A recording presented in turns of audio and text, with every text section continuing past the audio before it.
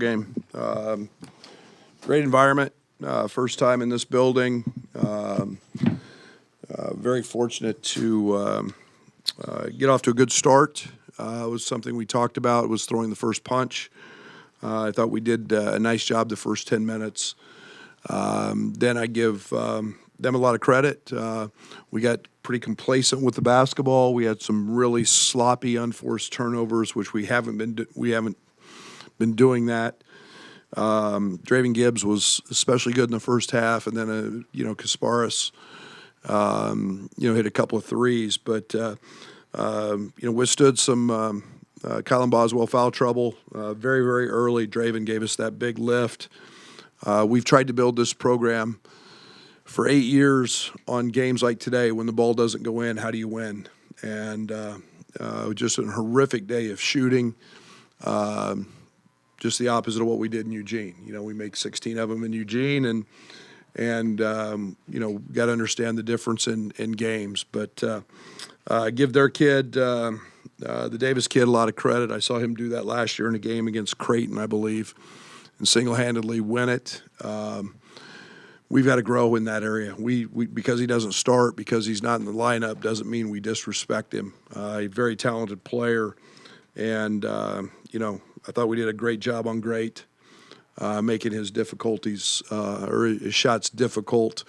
Tommy gets a lot of credit for that, and Merez. But Kasparis was great down the stretch, and Boswell stepped up and made his free throws, and a loose ball play by Trey White was a huge play, and Trey was, again, spectacular on this road trip.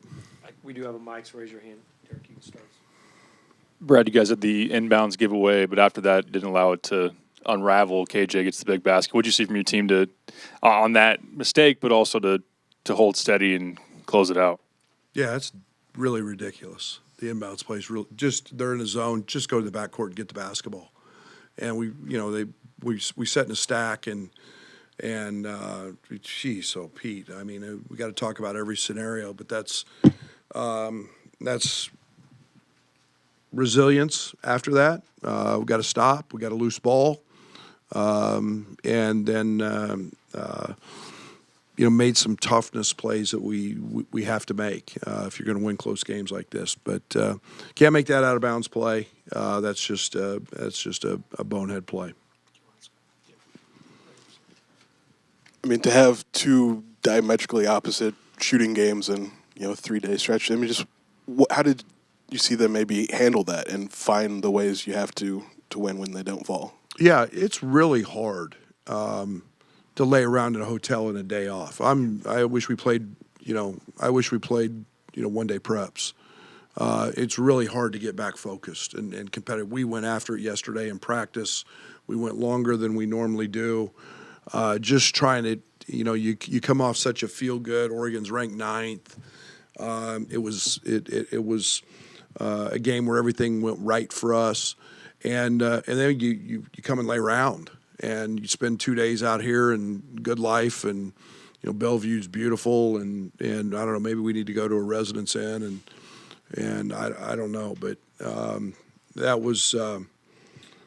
that's hard. It's something that we don't even do that in the NCAA tournament. We have 1 day in between games, but drastically different games. I'm proud as heck of this group for their fight, for their competitive spirit, and this team cares. And get 2 road wins means a great deal in this league, and they're really hard to come by.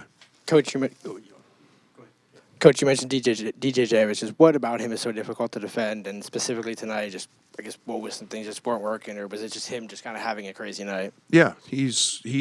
I thought we did a good job of we gave support off guys. We didn't guard their point guard to start the game, and DJ comes in and gets it cranked up and going, and he's fast. He's got an extremely quick release. He did an unbelievable job on their baseline running action of changing sides of the floor. We made a mistake to get him going. We help off a strong side corner, which we never do, and give him a clean 3. But again, give that young man a lot of credit. Give Danny a lot of credit. University of Washington's got a hell of a coach, and you can see this team getting better every single day and every single game. And DJ starts playing like that to go with great, and Diallo and some of those other guys are going to be just fine. Trey made that defensive play after the turnover.